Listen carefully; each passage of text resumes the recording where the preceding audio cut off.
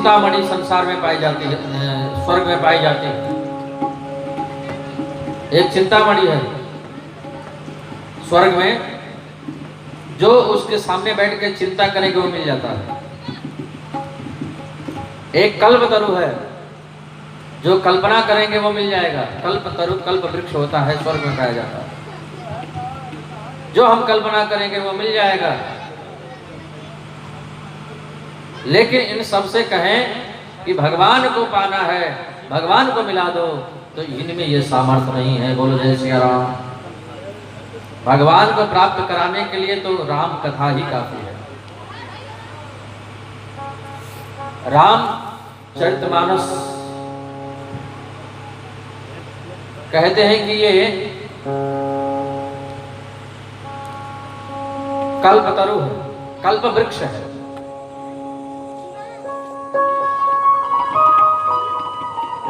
वृक्ष में जड़ें होती हैं जो नीचे जमीन में जाती हैं, वो जड़ें हैं। फिर वृक्ष में तना होता है, वृक्ष में डालियां होती हैं, पत्ते होते हैं, फूल होता है, फल होता है और रस होता है। तो ये जो रामचरितमानस है यह भी कल्प वृक्ष है, इसमें भी जड़ें हैं। रामचरितमानस में जड़ें क्या हैं? बोले बालकांड जो है वो रामचरितमानस का जड़ है। जैसे वृक्ष की जड़ें नीचे जमीन में भीतर तक जाती हैं, वहीं से उस वृक्ष को ऊर्जा मिलता है, ताकत मिलता है, पोषक तत्व मिलते हैं। तो रामचरितमानस में जो बालकांड है वो रामचरितमानस रूपी वृक्ष की जड़ें हैं। जो तना होता है वो अयोध्या कांड है। वृक्ष का जो तना होता है ना, वो बिल्कुल एकदम से एक जगह पे टिका रहता है, अटल रहता है। अयोध्या कांड में भी प्राण जाए पर वचन न जाई, सत्य मूल सब सुकृत सुहाए। सब लोग अयोध्या कांड में महाराज दशरथ को देखते हैं। प्राण निकल गया लेकिन वचन नहीं टूटा। ऐसा है अयोध्या कांड। वृक्ष में फिर डालियां होती हैं, तो रामचरितमानस में डालियां क्या है? बोले अरण्य कांड है। अरण्य कांड डालियां हैं। जैसे वृक्ष की डालियां कई फूटी होती हैं, अलग अलग होती हैं। अरण्य कांड में वैसे ही जो प्रसंग है इधर उधर फूटे हुए हैं। किष्किंधा कांड जो है वो पत्ता है। सुंदर कांड क्या है? बोले वो फूल है। वन बाग उपवन वाटिका, सरकोपवापि सोहहि, नर नाग सुर गंधर्व कन्या, रूप मुनि मन मोहि। तो सुंदरकांड जो है वो फूल है। और एक और बात, सुंदरकांड जो सुगंध से भरा हुआ है, उसमें सुगंध होता है, सुंदरता से भरा हुआ है सुंदरकांड, इसलिए नाम पड़ा सुंदरकांड। और कोई अपने घर में पूरा रामचरितमानस न करवा सके तो कहते हैं चलो सुंदरकांड का पाठ करवा लेते हैं। बोलो जय सिया राम। ऐसा सुंदरकांड है। फिर उसके बाद आता है लंका कांड। लंका कांड क्या है? बोले ये फल है, वृक्ष का फल है लंका कांड। किसी ने पूछा कि महाराज आपने लंका कांड को वृक्ष का फल बताया, यह फल कैसे हो सकता है? जहां मरना ही मरना हो रहा है, कितने राक्षस मर गए, कितनी राक्षसियां मर गई, विधवा हो गई, अनाथ हो गई, कितने बच्चे अनाथ हो गए। जहां मारना काटना ही हुआ, जहां रुधिर बहा, जहां खून बहा, जहां धरती कुंड से लथपथ हो गई, लाल हो गई, आप उसको फल बता रहे हैं। तो कहते हैं कि जीव जब भगवान की पूजा करता है, कथा सुनता है, तो क्या मांगता है? मुक्ति मिले, हे प्रभु मोक्ष मिले हमको। इसलिए तो हम लोग पूजा पाठ करते हैं, कथा सुनते हैं कि उद्धार हो जाए, कल्याण हो जाए। तो लंका कांड में भगवान ने जिन जिन राक्षसों को मारा, सबको तारा। बोलो जय सिया राम। मारा भी और तारा भी। हम लोग किसी को मार सकते हैं लेकिन तार नहीं सकते हैं। भगवान मारते भी हैं और तारते भी हैं। भगवान का मारना ही तारना है।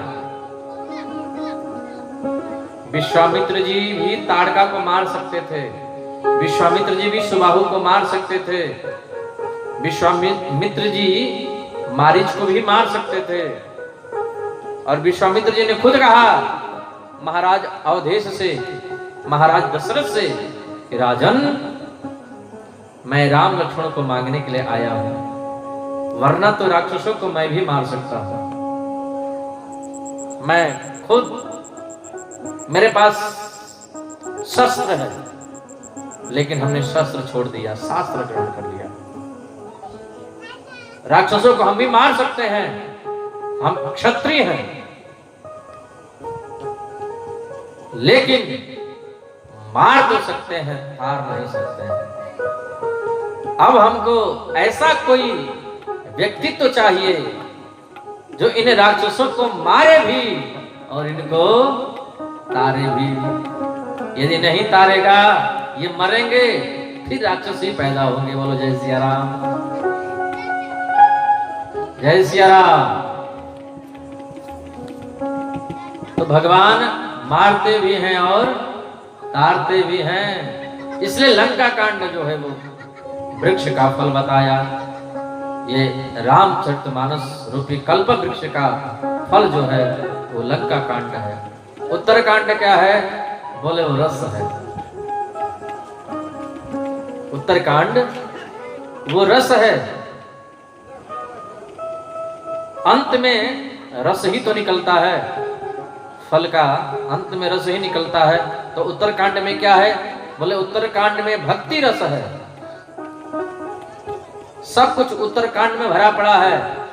हमारे अयोध्या के संत कहते हैं कि बालकांड का शुरू और उत्तरकांड का अंत जान गया सो संत। बोलो जय सिया राम। तो ये रामचरितमानस रूपी कल्प वृक्ष का जो ये भाग है, ये 7 भाग हैं। ऐसे रामचरितमानस में हम लोग गोता लगाने के लिए आए हुए हैं और कहते हैं कि गोस्वामी तुलसीदास जी महाराज ने जो ग्रंथ की रचना की है उसका नाम रखा रामचरितमानस। रामचरितमानस यही नामा, नाम रखा रामचरितमानस। मानस। एक हमारे संत थे, बेचारे शरीर छोड़ दिए। पुष्कर जी, आप सब लोग जानते होंगे उनको शायद। वो तो सीधा सीधा मानस का अर्थ कहते थे। बोले मानस, राम चरित्र के मानस, भोजपुरी में बोलते थे कि राम चरित्र के मानस तो कल्याण हो जाए। बोलो जय सिया राम। सीधा सीधा मानस। गोस्वामी जी ने लिखा रामचरितमानस, तो ऐसे नहीं लिखा कि रामचरितमानस। गोस्वामी जी ने ऐसे नहीं लिखा था। गोस्वामी जी ने ऊपर लिखा राम, नीचे लिखा चरित्र और उसके नीचे लिखा मानस। ये सीढ़ी है, नीचे मानस, फिर चरित्र और फिर राम। सबसे नीचे मानस, उसके बाद चरित्र और उसके ऊपर राम। यानी राम तक हमको जाना है तो पहले मानस से गुजरना होगा, फिर चरित्र से गुजरना होगा, तब राम तक हम पहुंचेंगे। पहले मानस, अपने मानस को हम निर्मल बनाएं। मानस निर्मल हो जाएगा तो राम हमसे दूर है नहीं। राम दिखाई क्यों नहीं देता? है तो हमारे भीतर ही, दिखाई देता क्यों नहीं? बोले हमारा मानस निर्मल नहीं है। तो मानस निर्मल कैसे होगा? बोले कथा सुनने से, सत्संग करने से हमारा मानस निर्मल हो जाएगा। फिर क्या होगा? बोले उसके ऊपर चरित्र है। जब हमारा मानस निर्मल हो जाएगा तो चरित्र में धीरे धीरे सुधार आने लगेगा। और चरित्र में सुधार कैसे आएगा? बोले सत्य बोलने से, सत्य का आचरण करने से। सत्य वही बोल सकता है जो गलत नहीं करता है, और गलत करने वाला कभी सत्य बोल नहीं सकता है। बोलो जय सिया राम। तो मानस निर्मल हो जाए, चरित्र हमारा दिव्य हो जाए, बाद में ऊपर जो है वो राम, वो तो हमारे करीब है ही। बस ये दो बातें हो जाएं, हमारा जीवन धन्य हो जाएगा। ऐसे रामचरितमानस में हम लोग गोता लगाने के लिए बैठे हैं। राम हमसे दूर है नहीं। एक महिला थी, किसी मेले में गई, बहुत लंबी जुलूस निकल रही थी, बहुत ज्यादा भीड़ भाड़ था। वो महिला मेले में गई और फिर उसने देखा कि जो सोने की चैन पहन रखी थी वो दिखाई नहीं दे रहा है। उसने देखा कि हमारा जो सोने का चैन हम पहनी थी वो किधर गिर गया। कहीं गिर गया कि किसी ने चैन काट ले, कि कहीं खो गया, कि क्या हुआ। बहुत परेशान हुई। मैं स्नान करने गई थी, वहां गिर गया, कपड़े पहने थे वहां गिर गया, कि रास्ते में गिर गया। वो महिला बहुत परेशान हुई। उसकी सहेली वहीं पर थी। उसकी सहेली ने कहा तुम इतनी परेशान क्यों हो रही हो? बोले हमारा चैन वो गिर गया है, इसलिए थोड़ी बेचैनी सी हो रही है। उसने कहा अपना स्वेटर थोड़ा हटा करके ठीक से देखो। तो अपना स्वेटर हटा करके देखा तो भीतर चैन पड़ा था। चैन तो भीतर ही था, ऊपर से कुछ ऐसे कपड़े आ गए थे जो दिखाई नहीं दे रहा था। उसी प्रकार राम नाम का चैन, भगवान रूपी चैन हमारे भीतर है, लेकिन ऊपर से कुछ ऐसा हो गया है, मन हमारा दूषित हो गया है, जीवन में सत्य का आचरण नहीं है, तो वो राम नाम की चैन दिखाई नहीं देती है। बोलो जय सिया राम। ऐसे रामचरितमानस में हम लोग गोता लगाने के लिए यहाँ पर बैठे हुए हैं। 2 मिनट हरिनाम संकीर्तन और उसके बाद फिर रामचरितमानस प्रारंभ कर देंगे शुरू से। हरे रामा रामा राम सीता राम राम,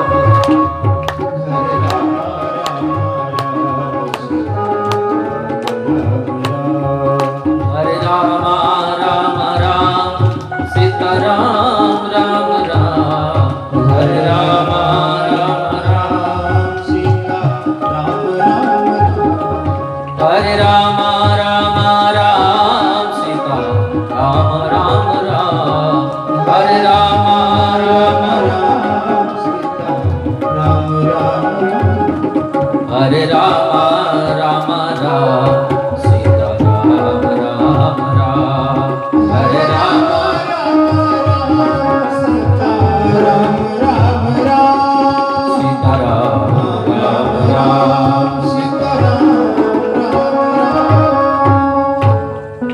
तो रामचरितमानस में 7 सोपान हैं। बालकांड, अयोध्या कांड, अरण्य कांड, किष्किंधा कांड, सुंदर कांड, लंका कांड और उत्तर कांड। प्रथम जो बाल कांड है, नाम भी गोस्वामी जी ने रखा बाल कांड। और श्लोक की भी शुरुआत की वर्णा ब से शुरुआत की और नाम भी रखा बाल कांड।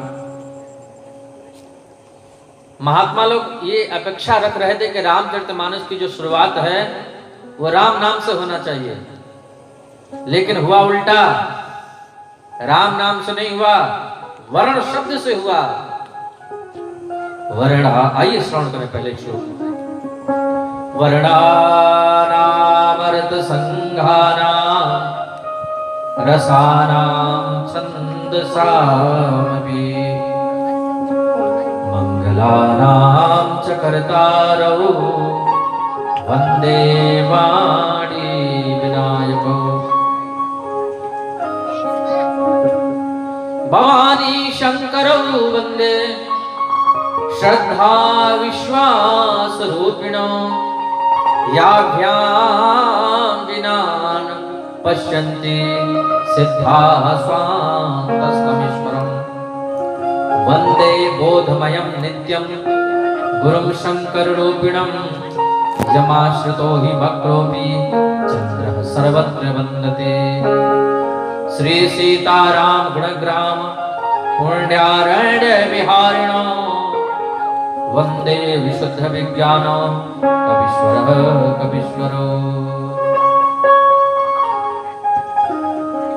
उद्भव स्थिति संहार कारणं क्लेशहारिणीं सर्वश्रेयस्करीं सीता नतोऽहं रामवल्लभाम्।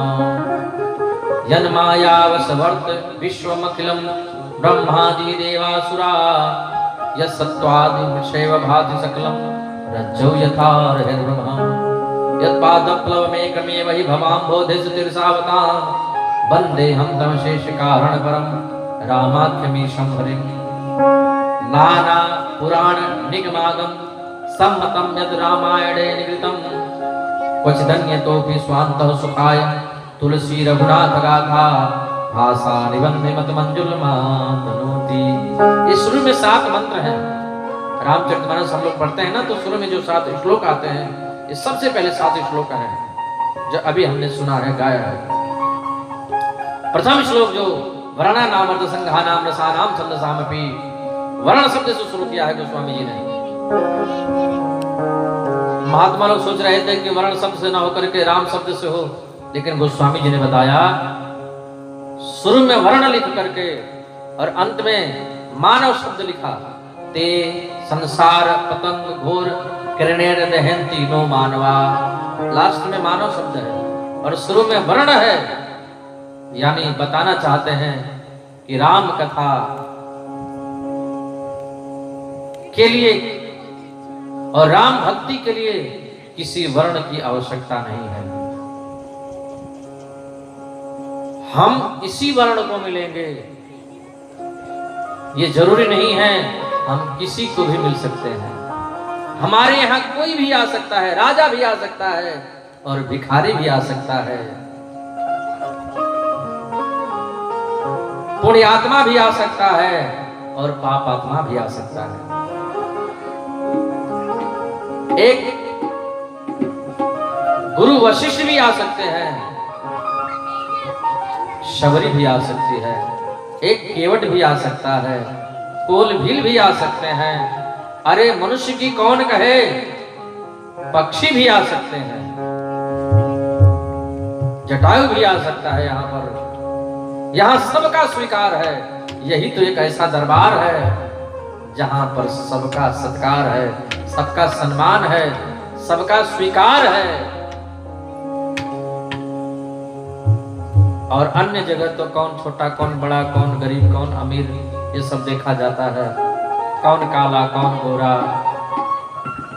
कौन देशी कौन विदेशी। लेकिन भगवान ने तो ये देखा नहीं कि कौन हमारे देश का है, कौन विदेश का है, कौन इंडिया का है और कौन श्रीलंका का है।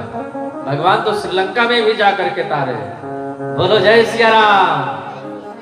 देश के लोगों को भी तारे और विदेश के लोगों को भी तारे, इसलिए तो देश में विदेश में राम कथा गाई जाती है। जितनी कथा इंडिया में नहीं होती उससे ज्यादा विदेशों में कथाएं होती हैं। बोलो जय सिया राम। तो भगवान का ऐसा दरबार है, दरबार हजारों देखे पर ऐसा कोई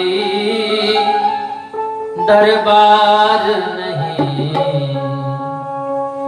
दरबार हजारों देखे हैं पर ऐसा कोई दरबार नहीं, दरबार हजारों देखी है ऐसा कोई दरबार नहीं, दरबार हजारों देखे हैं पर ऐसा कोई दरबार नहीं, जिस गुलशन में तेरा नूर न हो, जिस गुलशन में तेरा नूर न हो। ऐसा भी कोई गुलजार नहीं, ऐसा भी कोई गुलजार नहीं। दुनिया से भला हम क्या मांगे, दुनिया से भला क्या मांगे, दुनिया से भला हम क्या मांगे। दुनिया तो खुद ही भिखारी है, दुनिया से भला हम क्या मांगे, ये दुनिया खुद मांगने वाली है। फर्क इतना है कि कोई घर में मांगता है, कोई बाहर मांगता है, कोई गांव में मांगता है तो कोई प्रदेश में मांगता है, कोई देश में मांगता है तो कोई विदेश में मांगता है। सब मांगते हैं सब लोग, कोई कुछ तो कोई कुछ तो कोई कुछ, सब मांगने वाले हैं। XYZ कुछ भी ले लीजिए, कुछ ना कुछ तो लोग मांगते ही हैं। मांगना, आप कहेंगे, हम कहेंगे कि हम लोग नहीं मांगते, हम नहीं मांगते बिल्कुल। अगर ये कहें, अगर ऐसा हो गया, मांगना ही बंद हो गया, वो दूसरा भगवान हो जाएगा, मांगना ही बंद नहीं होगा।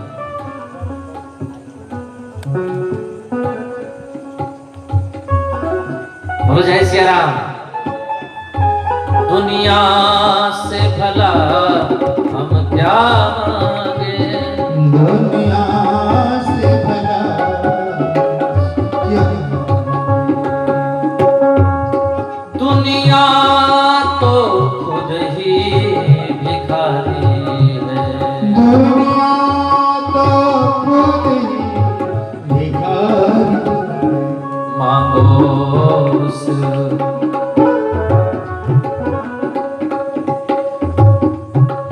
मांगो उस धनुमा धारी से, मांगो उस धारी से, जहाँ होता कभी इनकार नहीं, जहाँ होता कभी इनकार नहीं। दरबार हजारों देखे हैं पर ऐसा कोई दरबार नहीं, पर ऐसा कोई दरबार नहीं, दरबार हजारों देखे हैं। दरबार हजारों देखे हैं। भगवान राम का, ये रामचरितमानस का ऐसा दरबार है जिसमें सब लोग आ जाते हैं। इंडिया के, विदेश के, जीव जंतु, पशु पक्षी, कोल भील, किरात, सब लोग। बोले राजा रामचंद्र भगवान की जय हो। तो वर्णानाम अर्थ संहाराम रसानाम छंद सामपि मंगलानां च करतारो वंदे वाणी विनायको भगवान। शुरू में सरस्वती और गणेश जी की वंदना की गई है। सरस्वती जी जो वाणी देती हैं, गणेश जी ज्ञान देते हैं। दूसरे श्लोक में भगवान भोलेनाथ को और मैया पार्वती को वंदन किया गया है। भवानी शंकरो वंदे। पार्वती जी श्रद्धा हैं और भगवान भोलेनाथ विश्वास हैं। बोले शंकर भगवान की। बिना शिव के तो कथा होती नहीं है। कथा तो भगवान भोलेनाथ ही करते हैं। तो भगवान भोलेनाथ और मैया पार्वती को श्रद्धा और विश्वासमान करके गोस्वामी तुलसीदास जी वंदन करते हैं, प्रणाम करते हैं। श्री सीताराम गुणग्राम पुण्यारण्य विहारिणो वंदे विशुद्ध विज्ञानो कविश्वरो। श्री सीताराम के गुणगान रूपी अरण्य में विहार करने वाले दो जो महात्मा हैं, दो जो व्यक्तित्व हैं, एक श्री हनुमान जी महाराज और श्री वाल्मीकि जी। इन दोनों व्यक्तित्व को बाबा जी प्रणाम करते हैं। अंत में स्वांतः सुखाय तुलसी रघुनाथ गाथा। अपने स्वांतः सुख के लिए गोस्वामी तुलसीदास जी ने यह रामचरितमानस का निर्माण किया।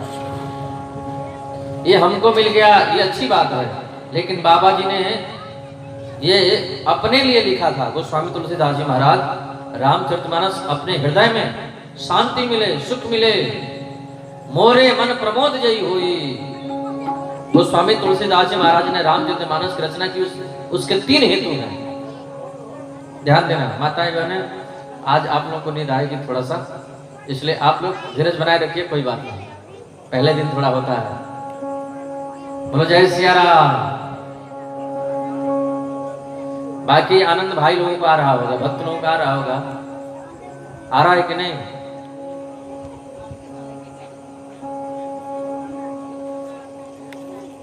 कल से आप लोग लाइक कथा होगी, आज तो भाई लोग लाइक कथा है। बोले राजा रामचंद्र भगवान की। तो गोस्वामी तुलसीदास जी महाराज ने जो रामचरितमानस का निर्माण किया, 3 हेतु। पहला, अपने स्वांत सुख हो, हमको सुख मिले, शांति मिले, इसलिए बाबा जी रामचरितमानस का निर्माण किया। स्वांतः सुखाय तुलसी रघुनाथ गाथा। दूसरा, मन को आनंद मिले, मोरे मन प्रमोद जई हुई। अपने मन को आनंद देने के लिए रामचरितमानस का निर्माण किए। और तीसरा, अपनी वाणी को धन्य करने के लिए नीचे गिरा पावन करण कारण राम जस तुलसी कहो। ऐसा हेतु लेकर के गोस्वामी जी रामचरितमानस का निर्माण किए हैं। और हम लोग भी कहना हम ये चाहते हैं कि हम लोग भी यदि यही हेतु लेकर के रामचरितमानस की कथा को सुनेंगे तो हमारा भी कल्याण हो जाएगा, हमको भी आनंद मिलेगा, हमारी भी वाणी धन्य हो जाएगी और हमारे मन में भी आनंद की हिलोरें उठने लगेंगी। ये भाव लेकर के बोलो जय सिया राम। अब 7 मंत्रों के बाद गोस्वामी तुलसीदास जी महाराज 7 सोरठे लिखते हैं, 5 सोरठे। प्रथम सोरठे गणेश जी को अर्पित करते हैं। जो सुमिरत सिद्धि होय गणनायक करिवर बदन, करहु अनुग्रह सोय बुद्धि राशि शुभ गुण सदन। हे गणेश जी, जिनका सुमिरन मात्र करने से सिद्धियां प्राप्त हो जाती हैं। जरा ध्यान दें, गोस्वामी तुलसीदास जी महाराज को क्या चाहिए, कौन सी सिद्धि चाहिए? सिद्धि तो मिल जाती है तो संसार की वस्तुएं मिलती हैं, भगवान नहीं मिलते हैं। इसलिए संत महात्मा लोग सिद्धि के चक्कर में नहीं पड़ते हैं। कबूतर ऐसे कर दिए तो कबूतर बन गया, ऐसे कर दिए तो चिड़िया बन गई, ऐसे कर दिए तो फूल बन गया। ये महात्मा कभी नहीं करते, ये तो बाजीगर करता है, ये तो जादू दिखाने वाला करता है। संत लोग सिद्धि के चक्कर में नहीं पड़ते, सिद्धि फंसाने वाली है। तो गोस्वामी तुलसीदास जी महाराज किस सिद्धि की बात कर रहे हैं? गोस्वामी तुलसीदास जी महाराज अपना घर छोड़ दिए, पत्नी छोड़ दिए, माता पिता छोड़ दिए, जिनका सब कुछ छूट गया, सब छोड़ करके राम के लिए चल पड़े हैं। आखिर वो सिद्धि चाहते हैं क्या? लेकिन दुनिया की सिद्धि अलग होती है और संतों की सिद्धि अलग होती है। हमारी सिद्धि ये होती है कि हमको नौकरी चाहिए, हम परीक्षा में पास हो जाएं, हमारा मकान बहुत बढ़िया हो जाए, कई जगह मकान बन जाए, आदि आदि। ये हमारी सिद्धि है, ये हमको चाहिए। लेकिन संतों को ये नहीं चाहिए। संतों को क्या चाहिए? संतों की सिद्धि क्या है? सीताराम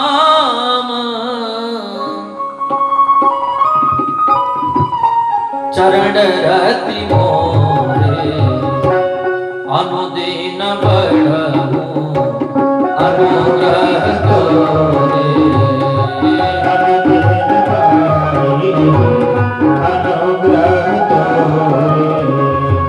सीताराम सीताराम चरण रत मोरे, अनुदिन बढ़हु अनुग्रह तोरे।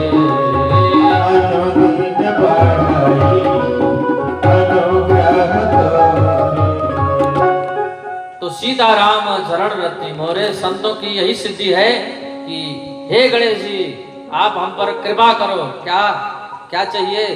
तो कृपा यही आपकी चाहिए कि हम भगवान राम की भक्ति करें तो उसमें कोई विघ्न उत्पन्न न हो, भगवान राम के चरणों की भक्ति मिले। यही सिद्धि चाहिए संतों को। और जिसको राम के चरणों की सिद्धि मिल गई, उसके सामने सारी सिद्धियां गुलाम हो जाती हैं। संत कुछ करता नहीं है, अपने आप चमत्कार हो जाता है। महात्मा बस सोच ले मन में तो चमत्कार हो जाता है, करने की जो आवश्यकता नहीं है। जिनका राम के चरणों में प्रीति हो जाती है, सच्चा नेह लगन लग जाता है, तो पीछे पीछे हरि फिरे कहत कबीर कबीर।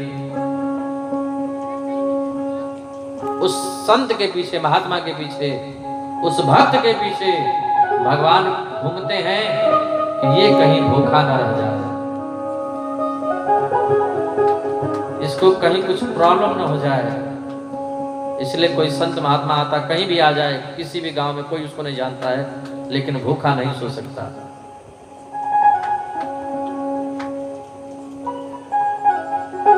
यहाँ की बात नहीं, किसी भी कोने में चला जाए।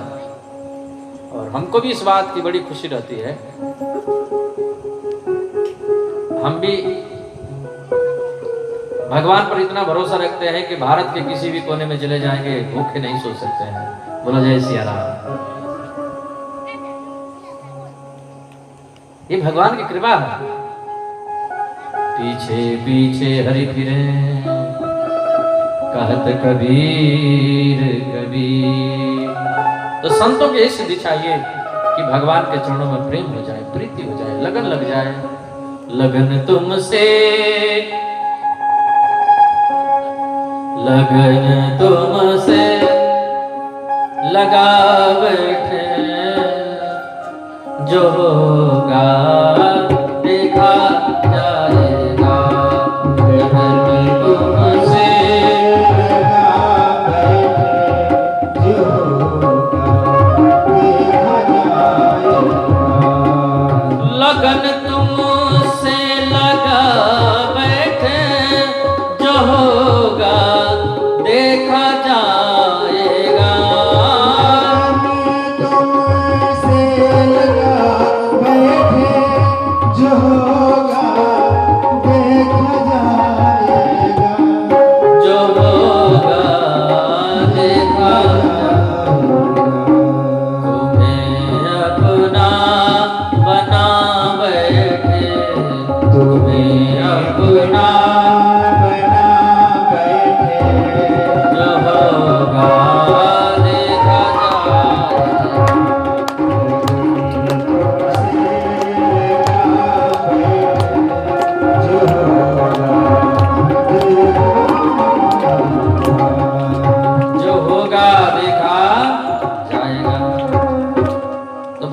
चरणों में प्रीति, संत लोग यही सिद्धि मांगते हैं। गणेश जी की वंदना करते हैं दूसरे श्लोक में, दूसरे सोरठे में, मूक होई वाचाल पंगु चढ़े गिरिवर गहन, जासु कृपा सो दयाल द्रवो सकल कलिमल दहन। हे प्रभु, आपकी कृपा हो जाती है, गूंगा बोलने लग जाता है, लंगड़ा चलने लग जाता है, तो हमारे पर भी कृपा करिए। किसी ने पूछा गोस्वामी जी से, आप गूंगे हैं क्या, आप लंगड़े हैं क्या, कि आप कह रहे हैं कि आपकी कृपा से गूंगा बोलने लग जाता है, लंगड़ा चलने लग जाता है, तो आपको भी पैर चाहिए, आपको भी वाणी चाहिए। गोस्वामी जी ने कहा, बिल्कुल, हम भी गूंगे हैं और हम भी लंगड़े हैं। क्यों? क्योंकि जब तक मुख से हमारे राम नाम नहीं निकलता है, तब तक संतों की नजर में हम लोग गूंगे हैं। कितना हम लोग बोलते हैं दिन भर, कितना दिन भर बोलते हैं, कौन सुनता है? आजकल कौन किसकी सुनता है? कितना दिन भर बोलते हैं। अरे पति की बात पत्नी नहीं सुनती है, पत्नी की बात पति नहीं सुनता है, पिता की बात बेटा नहीं सुनता है, बेटे की बात पिता नहीं सुनते हैं। और यहाँ कथा हो रही है, आप लोग इतने प्रेम से सुन रहे हैं, तो दिन भर कितना हम बोलते हैं उसका कोई मतलब नहीं निकलता है। कितना भी आप बोल लीजिए, दिन भर कुछ भी बोल लीजिए, आप जो भी इच्छा हो बोल लीजिए, उसका एक पैसा कुछ नहीं मिलने वाला है। शाम को विचार करें कि हम दिन भर बोले उसका क्या मिला है। और यहाँ पर हम भगवान की कथा बोलते हैं तो हमको 50 रुपए मिल जाते हैं, 100 रुपए मिल जाते हैं, और दिन भर हम दूसरी बातें बोलते हैं तो कोई 1 रुपया नहीं देता है। बोलो जय श्री राम। इसका मतलब ये हुआ कि दिन भर कितना भी बोल करिए, उसका कोई मोल नहीं है। और जब राम नाम बोलेंगे तो वो अनमोल है। इसलिए भगवान की कथा बोलें, भगवान का नाम बोलें, भगवान की बातें बोलें। इधर उधर की बातें से कोई फायदा नहीं होने वाला, कुछ भी नहीं होने वाला है, कुछ मिलने ही वाला नहीं है। और जाता है, निंदा करने से और चला जाता है। जो भी पास में रहता है, पूजा पाठ का जो पुण्य है, जो कुछ भी हम धूप अगरबत्ती दिखाए हैं, जो कुछ भी तब व्रत किए हैं, एकादशी व्रत रहे, नवरात्रा का व्रत रहे, 9 दिन फलाहार रहे, निराहार रहे, उसी में से जाता है। और हम कहते हैं कि हम इतना व्रत करते हैं, कुछ होता नहीं है। कैसे होगा? जो व्रत करते हो तो दिखाई देता है कि हम कर रहे हैं, लेकिन जो जा रहा है वो दिखाई देता है क्या? तो हम इतना जो निंदा कर रहे हैं। बोलिए राजा रामचंद्र भगवान की जय। बार बार कन्हैया का नाम आ जा रहा है। अब 7 दिन जो रटे हैं, कन्हैया का नाम तो आएगा, है ना? आदत होती है ना, किसी को किसी चीज की आदत लग जाती है तो बड़ी मुश्किल से छूटती है। आदत आदत आदत है जिसको पड़ी जिसकी आदत है। हम पर तो श्री जी ने की है कृपा, राधे कहने की आदत है। लेकिन राधे राधे नहीं बोलोगे,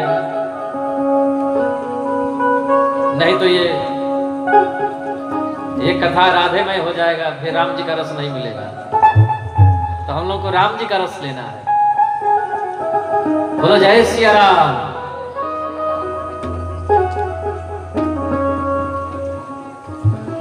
तो हम लोग कितना भी बोलते हैं संसार की बातें, वो गूंगे हैं। हमें वो बोलना गूंगे जैसा है, कोई उसका अर्थ नहीं निकलता है। और हम लोग इधर उधर चल करके जाते हैं और भगवान की कथा में नहीं जाते हैं, तो हम लोग लंगड़े हैं। हे प्रभु आप कृपा कर दो तो हम लोग भी चल करके भगवान के सत्संग में, कथा में पहुंच जाएं, नहीं तो हम लोग लंगड़े हैं। आप कृपा कर दो तो आपका नाम हम लोग बोलने लग जाएं, नहीं तो हम लोग गूंगे हैं। मूक होई वाचाल पंगु चढ़हि गिरिवर गहन, जासु कृपा सु दया द्रवो सकल कलिमल दहन। तीसरा सुर था नील सरोरुह श्याम तरुण अरुण बारिज नयन करहु सुमम उर्धाम सदा क्षीर सागर शयना। हे प्रभु, हे श्याम सुंदर, हे नीलकमल वाले प्रभु, आप क्षीर सागर में सोते हैं ना।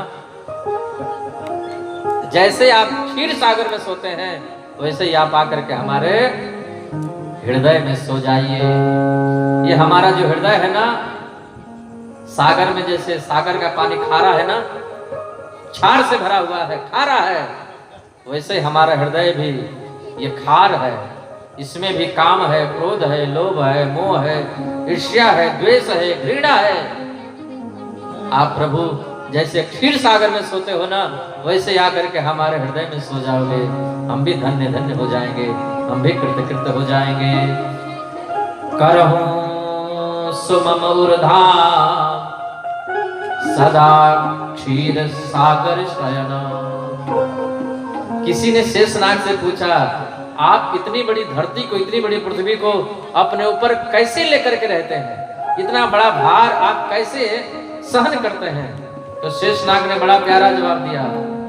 शेषनाग बोले, मेरे ऊपर जो पृथ्वी का भार है, सारी दुनिया का भार है, वो मेरी क्या औकात जो मैं धारण करके रखूं। तो बोले, हमारे बिछाने पर, हमारे भीतर प्रभु सोए हुए हैं ना, तो हमारे बिछाने पर भगवान सोए हैं, इसलिए भगवान के सोने के कारण हम पृथ्वी का भार अपने ऊपर धारण किए हुए हैं, वरना तो हमारी क्या औकात है।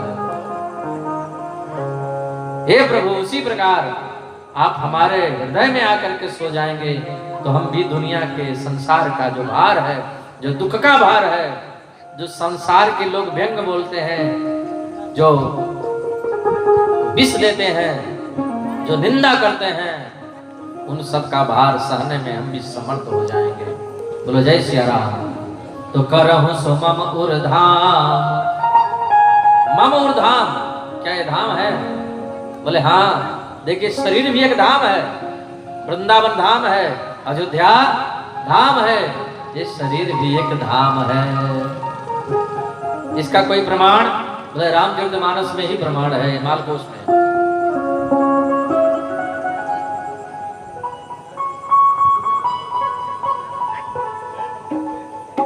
ये शरीर भी एक धाम है।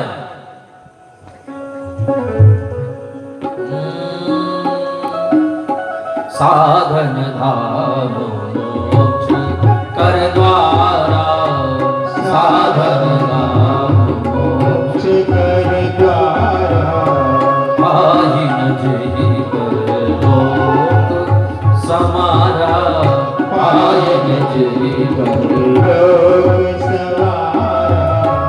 साधन धाम मोक्ष कर द्वारा, साधन धाम मोक्ष कर द्वारा, पाई न जही पर लोक समारा, पायन जही पर लोक सवारा। साधन धाम मोक्ष कर द्वारा, साधन मोक्ष कर द्वारा, साधन धाम मोक्ष कर द्वारा। साधन मोक्ष कर द्वारा। ये शरीर भी धाम है, इसलिए गोस्वामी जी कहते हैं कि करहु सो मम उर्धाम,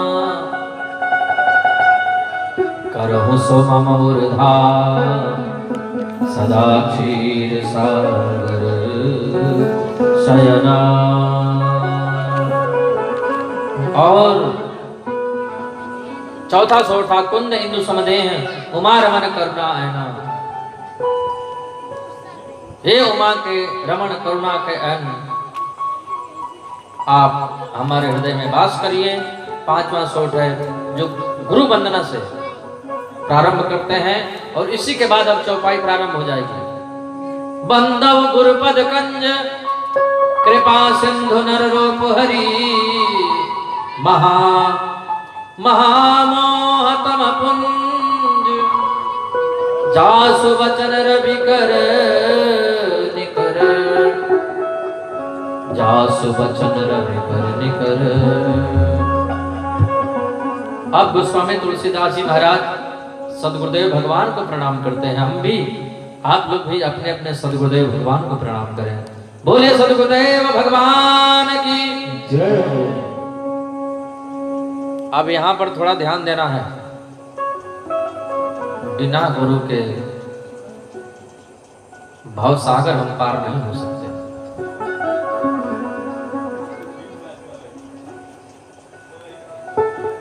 कुएं में जल है, बिना रस्सी और बाल्टी के पानी नहीं निकल सकता।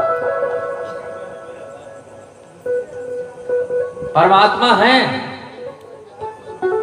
और हम लोग भी हैं, लेकिन जब तक गुरु परमात्मा को दिखाएगा नहीं, बताएगा नहीं, समझाएगा नहीं, तब तक वो हमको दिखाई नहीं देने वाले।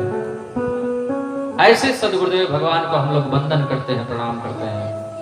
बोले सदगुरुदेव भगवान की। बंदव गुरुपद गंज कृपा सिंधु नर रूप हरि। गुरु कैसा हो? गुरु ऐसा हो जिसके चरण कमल के समान हो। बंदव गुरुपद कंज, गुरु के चरण कमल के समान हो। गुरु के चरण कैसे हो? माता जी कैसे हो? कमल के समान। बंदव गुरुपद कंज, गुरु वही है जिसके चरण कमल के समान हो। और गुरु वही है जिसके वचन सूर्य के किरण के समान हो। जासु वचन रवि कर निकर, जिसके वचन सूर्य के किरण के समान हो। इसका मतलब क्या है? इसका मतलब यह है कि जब सूर्य की किरणें निकलती हैं तब कमल खिलता है। गुरु वो हो जैसा बोले वैसा करे, जैसा बोले वैसा कदम रखे, जैसा बोले वैसा चले। मंच पर कुछ और, नीचे कुछ और, वो गुरु नहीं। बोलो राधे राधे। जासु वचन रवि कर निकर, महामोहतम पुंज। जिसके वचन से हमारे भीतर का जो अंधेरा है ना, अंधेरा क्या है? बोले यही तो है, काम क्रोध लोभ, यही अंधेरा है। ममता अहमता, यही अंधेरा है। और क्या अंधेरा है? उसके वचनों से, उसके किरण से, वचन रूपी किरण से हमारे भीतर का जो अंधेरा है वो सदा सदा के लिए समाप्त हो जाएगा। ऐसा गुरु यदि मिले तो वो दिखाने में मनुष्य दिखाई देता है, लेकिन वो भगवान है। कृपा सिंधु नर रूप हरि। इसलिए गुरुर ब्रह्मा गुरुर विष्णु गुरुर्देव महेश्वर गुरुर साक्षात परब्रह्म तस्मै श्री गुरुवे नमः। बोले सदगुरुदेव भगवान की। अब गोस्वामी तुलसीदास जी महाराज जब गुरु को प्रणाम करते हैं तो कहते हैं कि अब चौपाई की शुरुआत भी हम गुरु वंदना से ही करेंगे। गुरु में उनको इतना आनंद आने लगा, गुरु के नाम में, गुरु का दर्शन करने में गोस्वामी तुलसीदास जी महाराज इतने आनंदित हो गए कि अब गाना प्रारंभ कर दिए।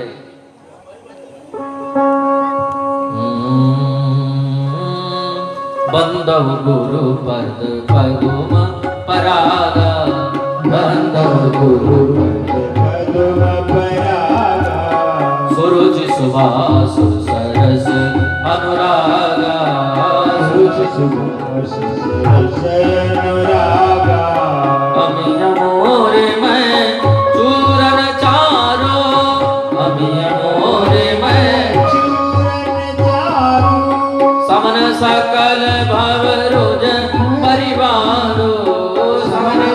विमल भवरुज परिवार सुकृत संबोधन विमल विभूति सुकृत संभूति विमल विभूति मंजुल मंगल मोद प्रसूति मंजुल मंगल मोद प्रसूति श्री गुरुनाथ श्री गुरुपद नखमानी गण ज्योति श्री गुरुपद नखमानी निगन ज्योति सुमिरत देव्य दृष्टि होती सुमरत दिव्य दृष्टि होती ललन मोहन सो सुप्रकाशो आप लोग भी गाएं सब गाएं सो सप्रकाशो बड़े भाग आवै जासो बड़े भाग आवै जासो। गुरु की वंदना करते हैं और गुरु की वंदना करने के बाद गोस्वामी जी को लगा कि अब हम रामचरितमानस की रचना कर देंगे। गुरु के चरणों की धूलि को अंजन के रूप में, काजल के रूप में जब गोस्वामी तुलसीदास जी महाराज अपनी आंखों में लगाए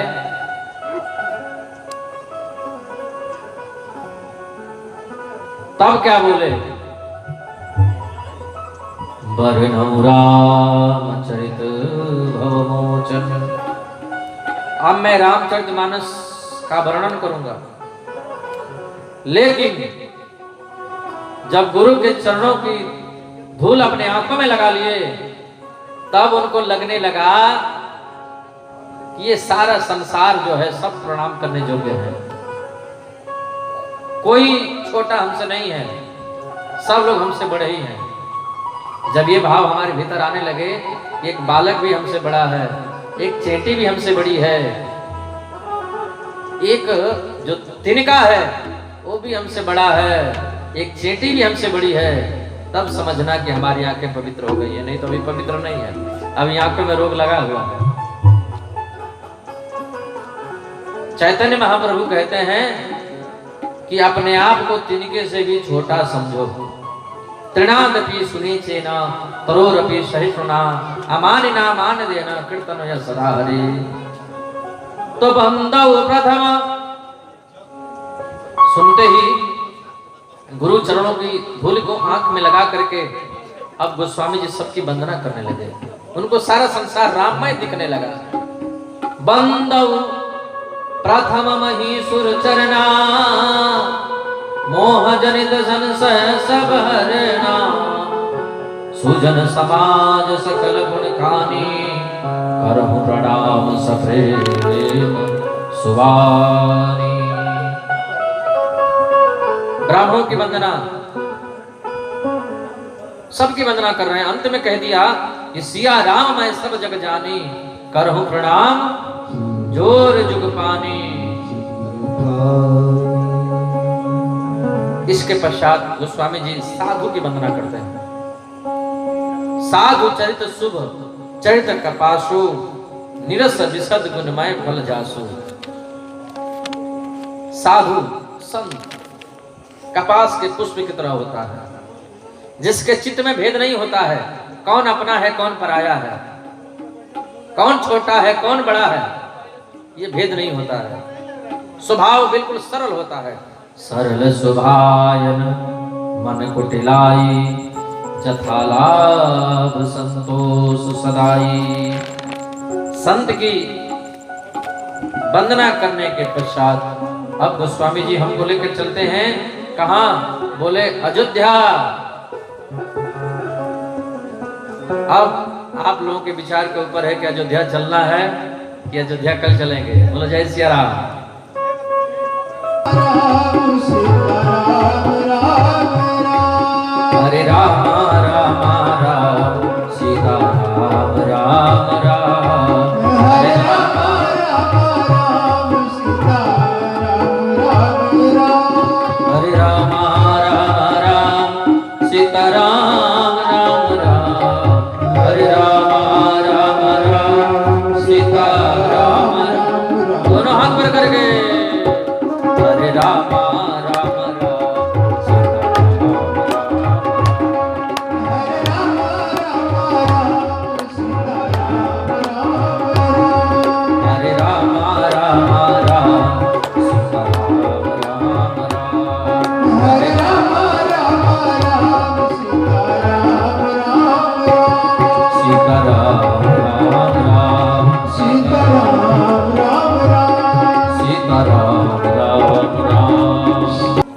अब सब लोग बड़े भाव से प्रेम से आरती करेंगे। आरती अवध बिहारी के लखन सिया जनक दुलारी की। आरती अवध बिहारी की लखन सिया जनक दुलारी की। शीश पर किरीट मुकुट सोहे, शीश पर किरीट मुकुट सोहे। चंद्रिका की छवि मन मोहे, चंद्रिका की छवि मन मोहे। लखन सेवा बलिहारी की, लखन सिया जनक दुलारी की। आरती अवध बिहारी की लखन सिया जनक दुलारी की। कपोलन पेल के झलके झलके, कपोलन पेल के झलके झलके। आसन में बिजली सी चमके चमके, हंसने में बिजली सी चमके चमके। एक गजरार नैनन की लगन